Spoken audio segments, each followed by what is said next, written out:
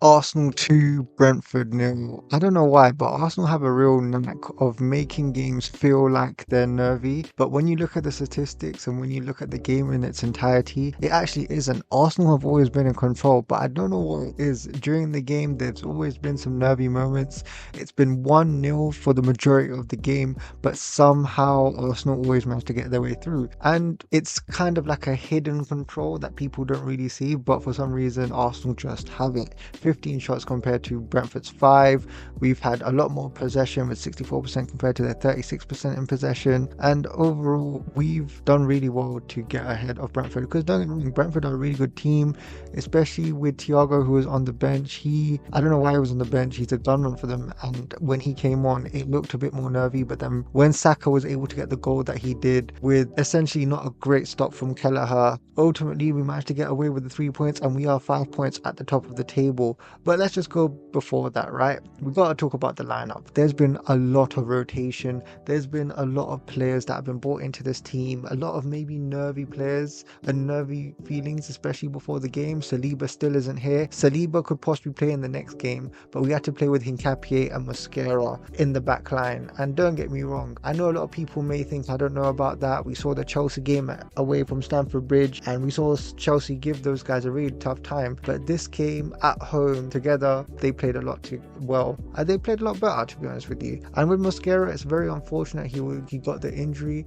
but these things can happen. Freak injuries can happen. It looked like he overextended his ankle, and I just wish him the best, and I hope he comes back very soon. When Timber came onto the pitch and covered for Mosquera in centre back, he didn't look out of place. He looked very comfortable, and against a team like Brentford, it looked fine. I've seen Timber play centre back before, and that was against Liverpool, and ultimately we didn't really play that well, especially at home. But overall, Timber did well today, and with Hincapié, he looked a lot better. He looked a lot more in control, and I think you can put it down to the fact that we were playing at home, and when you play at home, you get more confidence, you get more belief in yourself, in how you want to play in your system, and it's more open essentially. And ultimately, I think the defense today did really, really well. Whether it was Calafiori making those runs, I think he should have scored a goal today, but ultimately he didn't. And it's just one of those things. I know he makes those runs and he gets in the box and he gets into these positions, and you think he should score, but I don't know, maybe in the next couple of games he'll get a bit more lucky. And one of the players that I really loved seeing today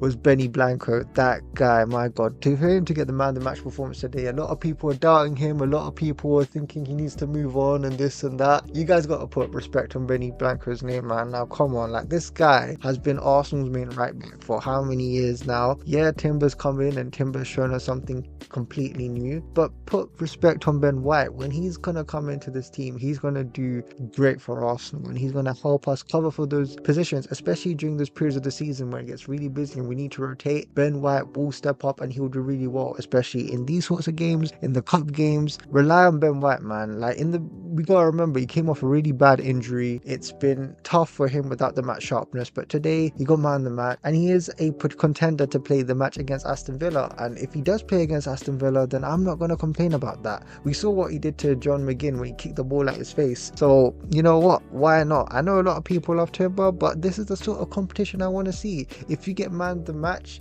especially in one game, then you deserve to potentially be in the next game. You never really know, but we're just gonna have to wait and see in regards to that. But I'm really happy with the assist that he was able to give to Merino. Merino has been on form this season, red hot fire. The guy's been scoring game after game. He missed an absolute sitter, which didn't sit well with me, no pun intended. But overall, Mikel Merino, what a star. He's literally turned into a striker, and I don't know, even with Gyökeres being coming back, it's going to be difficult for him to come into the team if Merino's keep playing like this. And that's what we want. We want to see competition for all positions. We're seeing Jesus on the bench, we're seeing Havertz on the stands looking like he may come back, but you know what, I think as of now it's between Mikel Merino and Gyökeres for that striker position, because those two guys, well, especially with Merino anyway, he's really killing it. It's nice to see Madueke come on and start the game. He played 60 minutes. He looked disappointed coming off. And to be honest with you, in the first half, I thought he was really good. I thought that the flick pass that he gave to Ben White that ultimately caused the assist to Merino was really, really good. He was dribbling past the right backs. He was doing a lot of good things. But I think there is a frustration with Madueke where he does 80% of the job, but that last 20% where he gets the shot off or gets that final pass off, he just doesn't do it as much. And I think that over time, was something that he needs to like just build more into his game. I think he really covered for Saka today, and I think that there's more to come for Madueke, and I'm really happy with what I was able to see from him. And especially with Martinelli, I thought Martinelli was working hard, doing what Martinelli does, but we can all see when he starts and when he comes on the bench, there are two different sides to Martinelli, and I think a lot of people prefer Martinelli coming off the bench. Overall, Declan Rice is just doing Declan Rice things. The way he gets the ball and makes those interceptions and drives forward is a complete delight to see. I thought Zubimendi really controlled the game, and I think that I was watching him more closely this game when he was more keeping things ticking, like helping out the defenders a lot more and getting the ball forward, which I really liked. And I thought Odegaard was also playing that midfield general role as well, where he was really deep and then he was trying to go forward.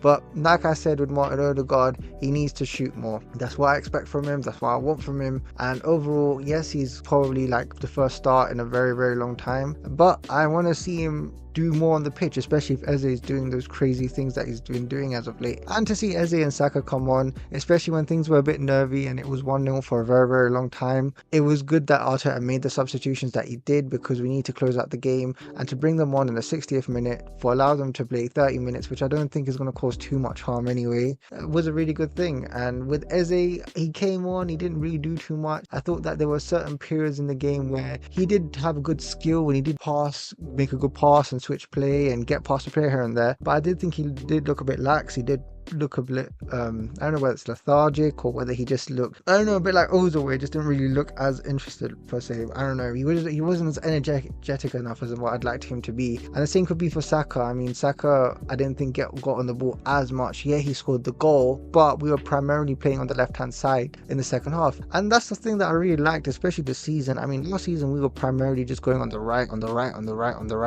but this season we've really balanced it out. In the first half we were primarily playing on the right, but on the second half we were playing on the left primarily. So overall, it's a good balance. We need to play on both sides. We need to play in both parts of the pitch, because if you only play on one part, then it makes things predictable and it creates an overload and it causes stress, especially for Saka. So we need guys on both sides to compete, and especially when Eze playing on the left hand side on the left wing, it's nice to see him play there. But I don't know, there's a part of me that really wants him to be in the middle, because I've seen him play in the middle, especially over the last 5 to 10 games, and we saw what he's done there. And just when he's about to get into his stride, I am a bit worried on whether or not it will cause him, I don't know, just to ruin his flow a bit, or just ruin his momentum, especially down the middle and when he's on the pitch. But I have faith in Eze. He's an experienced player. He'll know what he needs to do. But yeah, those are my thoughts on the game. Arsenal versus Brentford. What a fantastic performance. 2-0 to the Arsenal. Always in control, even though it did look a bit nervy, but that's just our minds playing tricks on us. But anyhow, on to Aston Villa.